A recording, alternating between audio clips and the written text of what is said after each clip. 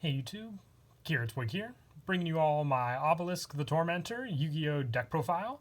Wanted to do this deck profile following the success of the Wing Dragon of Ra Yu-Gi-Oh deck profile that I brought you all. You all were very happy with the results of that deck and requested that I do the other two God cards, including Obelisk the Tormentor and Slifer the Sky Dragon. I decided to start with Obelisk as the next one. It was the most requested one out of all the God cards, but Slifer will be on its way as well. And with each different deck profile for the Egyptian gods, I decided to kind of stick with different engines that you can run for the God cards. So with the Winged Dragon of Ra, which I'll also have in the video description for you all to check out in case you haven't seen it, we use the Nimble support along with the already Egyptian God card support we have. For Obelisk, I decided to go in the route of the Paleozoics with a Brilliant Fusion engine combination just to get a good amount of monsters out on the field, since Obelisk also has the other effect that involves, tributing to other monsters you control. So let's go ahead and get started with the deck profile.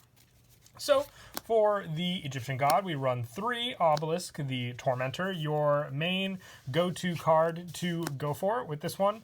It requires 3 tributes to normal summon and cannot be normal set, and this card's normal summon cannot be negated, and when normal summon cards and effects cannot be activated, cannot be targeted by spell, traps, or card effects, and during the end phase of this card's special summon, send it to the graveyard, and you contribute 2 monsters to destroy all monsters your opponent controls, and this card cannot declare an attack the turn this effect is activated. So definitely one of the powerhouses of the Egyptian gods. I would say Ra specializes more in like attack game, and as I said with the Ra deck, it was definitely one that got hit the most with its effects.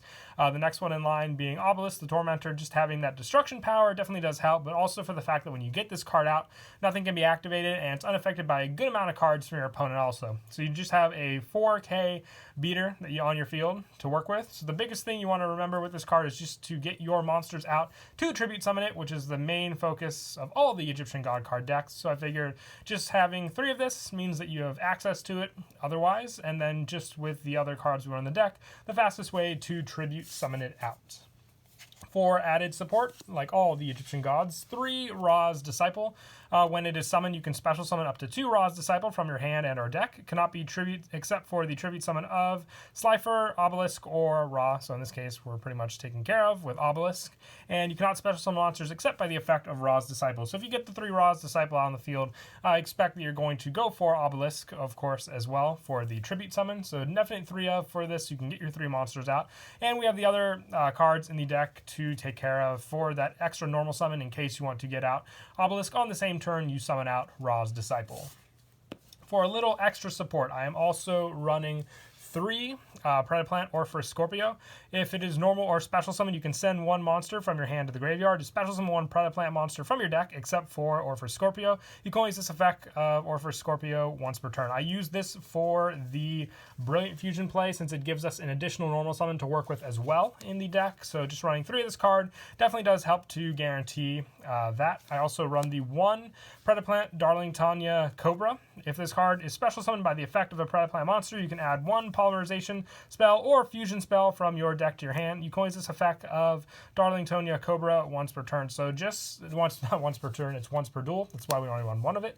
Setting it up on the field just gives us a good amount of monsters with Scorpio, Cobra, and then if we use the Brilliant Fusion to get out the Seraphonite, we have our play to go for right then and there. So very, very helpful to get those monsters out. Very, very easy to make use of with the other cards we run on the deck as well.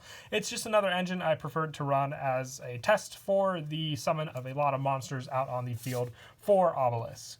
For additional plant support, I'm also running 3 Lone Fire Blossom, just tributing this to go into the Lone Fires. Thins out the deck, but also gives us access for the final tribute to Scorpio. So as long as you have the monster in your hand to send for it, you can then go for the special summon. So either if you have another Lone Fire in your hand that you didn't tribute into, or just another Scorpio, it definitely does help for that special summon of your Cobra setup. Then it'll go for the Brilliant Fusion play.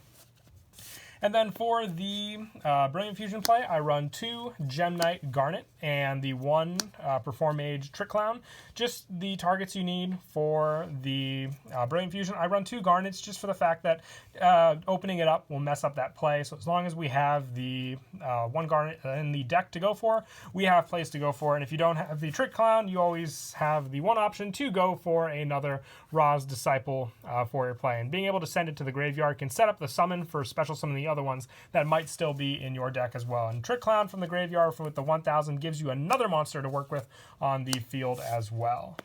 And lastly, for the monsters, I run one Frisson, the Lost Dragons Destrudo. It's actually Destrudo, the Lost Dragons Frisson. I was actually reading the name backwards, but just another easy summon on the field. You don't really use life points for anything in the deck, so being able to pay half just to special summon this from your hand or graveyard. It goes on the bottom of the deck otherwise, but then you just have that option for this card for that skill. So very, very helpful and very, very powerful for that. And that is it for the monsters. It doesn't look like that many, but like I said, we are running the Paleozoic engine as well. I decided not to go with the frogs also. If you want to try out the frogs, I might suggest taking out the Orpheus Scorpio engine along with the Brilliant engine just to put in some frog support like Swap Frog, Dupe Frog, and Ronin Totem. If you did want to try out that engine, I really do like the speed of the Brilliant engine along with just the easy special summoning you can do with the Paleozoics. That's why I decided just to run that with the Paleozoics alone. But if you want to try both versions out, you can definitely give it a shot. For the spells, I run two Mound the Bound Creator.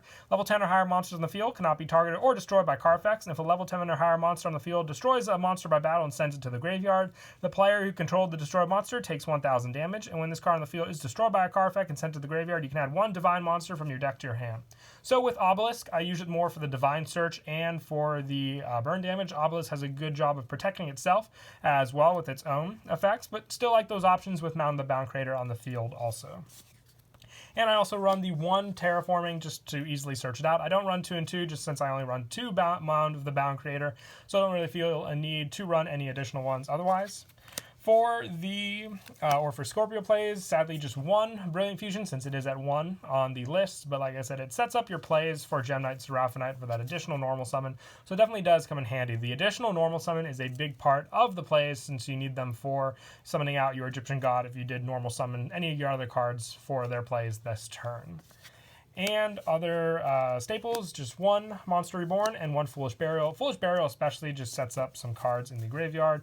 If you already use, like say, one of your Ra's Disciple for like the Brilliant Fusion play and you still have the Trick Clown in your deck to send off, it definitely does help there for sure. And Monster Reborn is just that additional monster in the graveyard that you can use for one of the 3 tributes or to tribute for Obelisk the Tormentor's effect.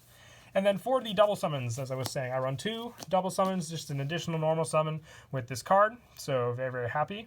And I also run 1 Arrival Rivals. I do like this with the Paleozoics for the fact that during the battle phase, immediately after this effect resolves, normal summon 1 monster, you can only activate 1 Arrival Rivals per turn. But you get that option if you can summon out a good amount of Paleozoics, which we'll get to in just a second, from your deck to the, from the graveyard, because that's where they special summon from. And then having those monsters on the field, if you do have Obelisk, just giving that Arrival Rival option during the battle phase is a definite play that definitely surprises your opponent, but also can go for a big game win there as well when you tribute summon it out. And that is it for the spell cards. Moving on now to the traps. The only traps you run in the deck are the Paleozoics. With the ratios, I have 1 Paleozoic Pikaia in here. If you wanted to add more of it, this is the discard 1 Paleozoic to draw 2 cards. You can take out Canadias as soon as you get more and more Pikaias. I don't really like Canadia as much since we're in a link format, so they can't be switched to face down defense. So it's just in there more as a filler for this card as well. But all the Paleozoics also have the effect if a trap is activated and chained from the graveyard to special summon it out to the field, and also they're all unaffected by monster effects, but just easy monsters to special summon out for you to use is very, very helpful for sure. So I like to run a good number of them, but like I said, I would change the Canadia ratio for more Pikaias if you have them. Some of the other ones are 3 Paleozoic Oleonoides, I think is how you pronounce this one. It is a target 1 spell trap on the field and destroy it, and once per train when a trap is activated while it's in the graveyard, you have that special summon effect as that monster, and you also have the unaffected effect as well. But like I said, just getting more and more monsters on the field to use, more you set up traps in the graveyard. For setting up traps in the graveyard, I also run 3 Paleozoic Marilla. This one just sends 1 trap from your deck to the graveyard. So if you know you're going up against a link-heavy deck, you can send off the Canadias if you have them, just to special summon them back to the field. And you can also chain some of the ones that are in the graveyard already as well with this card to get some other ones out onto the field. And I also run 3 Paleozoic Dino-Viscus. You target one face-up card on the field, discard 1 card. If you do, banish it. So, and then it also has the special summon effect as well. Just a good way to take care of some answers in the deck as well. Since a lot of the cards focus on summoning out Obelisk, just a few defensive traps, but also ones that can benefit from the special summon, definitely do come in handy. And lastly, I run 2 Paleozoic Hallucigenia. This one I underestimated at first, but going up against with a deck with Obelisk, having 4,000 attack points, being able to half your opponent's monster's attack and then swing into it can deal some massive damage, especially with a deck like Obelisk the Tormentor. So definitely do like running 2 of this as well. And I found the ratio for the traps definitely helped altogether as well, with special summoning them out, giving you monsters. Just a good ratio compared to the other engine you're running, which is the Ra's Disciple and the Brilliant Fusion engine as well. And that is it for the main deck. For the extra deck, we're just running sort of a generic one, but the Gem Knight Seraphinite for the Brilliant Fusion play, a very important fusion to go for sure. You just need the 1 for the Brilliant Fusion play when you can do it. I also run 2 Underclock Takers. You can target 1 face-up card this card points to, and 1 face-up monster your opponent controls. The opponent target loses attack equal to the target of the attack monster, so very strong one to go for, especially when you're going to have Obelisk attack into it. Just a good generic link as well because of it. I also run 1 Security Dragon, 1 Nightmare Cerberus, 1 Nightmare Phoenix, 1 Land Fornicus, 1 Decode Talker, 1 Topologic Trisbana, 1 Borolo Dragon, and 1 Star Yugioh. Just generic cards to use if you need these options, if you don't get Obelisk quick enough, so extra deck options do come in handy.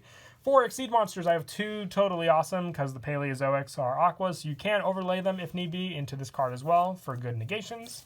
And I also run 1 Herald of Pure Light, just for some recycle factor as well. And 1 Phantom Knights of Cursed Javelin for another rank 2 play to go to also. But that is it for the deck profile. I hope you all enjoyed the video. We have 2 Egyptian God card decks down now with deck profiles. Up next will be Slifer coming up as well. If you have any recommendations or suggestions as to what you think the final engine for the Slifer deck should be, I've already done Nimbles and I've done Paleozoics this time around.